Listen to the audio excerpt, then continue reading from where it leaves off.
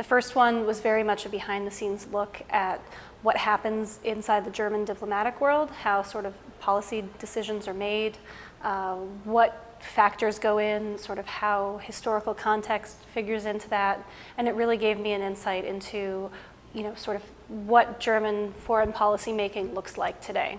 My second stage was at the German Council on Foreign Relations, and that one was with their transatlantic relations department. And there I was able to really bring to bear my expertise from having worked previously in the US Congress, and really help to inform some reports and some research that they were doing there, as well as a number of events and discussions that were being led out of their office in Berlin. Our third seminar sticks out in my mind. We went to Brussels and to Paris, and it was just a wonderful experience. We really got to be in Brussels for about a week. We were exploring European Union institutions and sort of larger European institutions, not necessarily having to do with the European Union. And it was a great opportunity to just see how Germany fits into the rest of Europe and what that sort of collective decision-making looks like. For me personally, it was interesting coming from Washington, D.C., going to Brussels. I saw a lot of similarities between the two cities, sort of D.C. being more of a federal city. It's sort of the capital of the United States. And then Brussels has a very similar feel, being the center of the European Union and where all those who are interested in kind of the bureaucratic tasks tend to flock.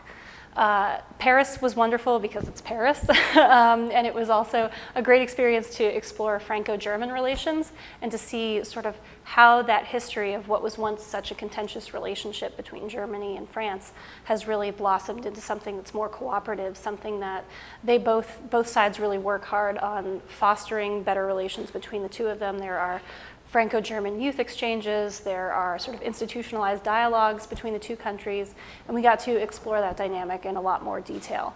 On the cultural side, it was also a great chance to see more about how Germany fits in with the rest of Europe and kind of experiencing the ways that German influence is brought to bear on other cultures and how other cultures feed into that dynamic as well. I was able to kind of use my own project to think up and complete research on a project, and that was to look at transatlantic exchange programs, sort of trends in where the exchange programs are going, and then I used US and German exchange programs as a case study within that.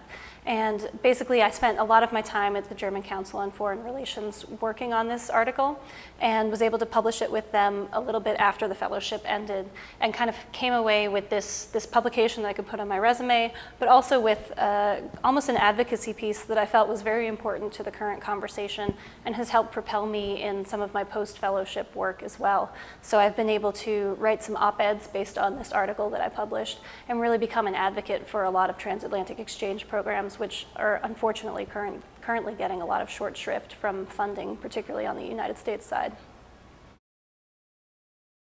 I did my research with some alumni and contacted them and said, okay, what should I expect kind of going through this interview process?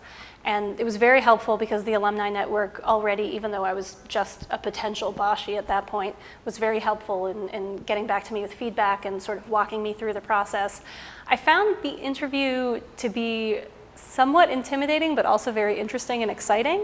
I thought, they put you in front of this panel of so many kind of prominent stakeholders in US-German relations, and they're bombarding you with questions, and I really responded to that. I thought it was great that they were taking the opportunity so seriously that they wanted to kind of put fellows under a little bit of pressure, but also to see kind of how they react on the spot. I thought that was kind of the exact right approach to take for the fellowship, because you want people who are smart, you want people who are quick with their answers, you want people who are intelligent and able to kind of navigate social situations like that, even if it might be slightly uncomfortable. So the entire process, I thought, was a little daunting, but nonetheless rewarding when you get to the end of it, obviously. Living in Germany, I definitely enjoyed living in Germany. I think sort of the cultural aspects that my husband and I were able to experience there were something that we were looking forward to, but nonetheless didn't know exactly what to expect. And so when we got to Berlin, because we lived in Berlin the whole time, it was really just an amazing experience. I was there for the professional aspect. That's why I applied for Bosch. That's why it was so important to me to do the program. But the sort of the things that happened post 9 to 5 ended up being such a huge part of the experience that I wasn't able to anticipate that, but it really made it a wonderful experience. So arriving in Berlin in the summer, being able to go out to beer gardens with friends, to kind of experience this wonderful season in such an amazing and vibrant city was really great.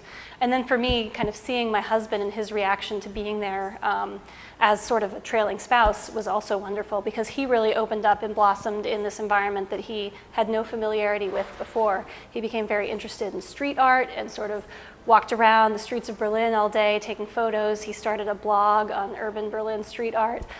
So that entire, to see his reaction and to see how well it benefited both of us to really kind of get more into the Berlin culture was surprising, but it was also one of the most gratifying parts of the fellowship.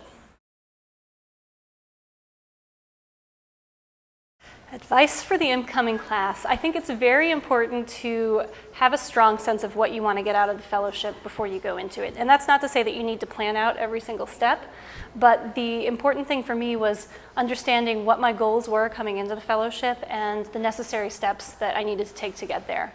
But at the same time, I think maintaining flexibility is key, because you're coming into a new culture. Even if you studied abroad there before, living and working in a new situation like that is going to be different and it's going to be challenging. And so I think giving yourself the flexibility to respond to different situations and to, not take everything necessarily so seriously. It's not a life or death situation. You're going to make mistakes when you're speaking German. You're going to have embarrassing moments at work, and people aren't going to understand you when you're trying to make what you think is a simple point. But you need to cut yourself some slack and really understand that this is all part of the experience, and this is all something that's going to contribute to helping me grow as a person throughout the entire thing. So I think coming into the program with a strong sense of where you're going, what you want to get out of it, but also understanding that this is life and you just kind of need to embrace all the challenges and opportunities that come with it.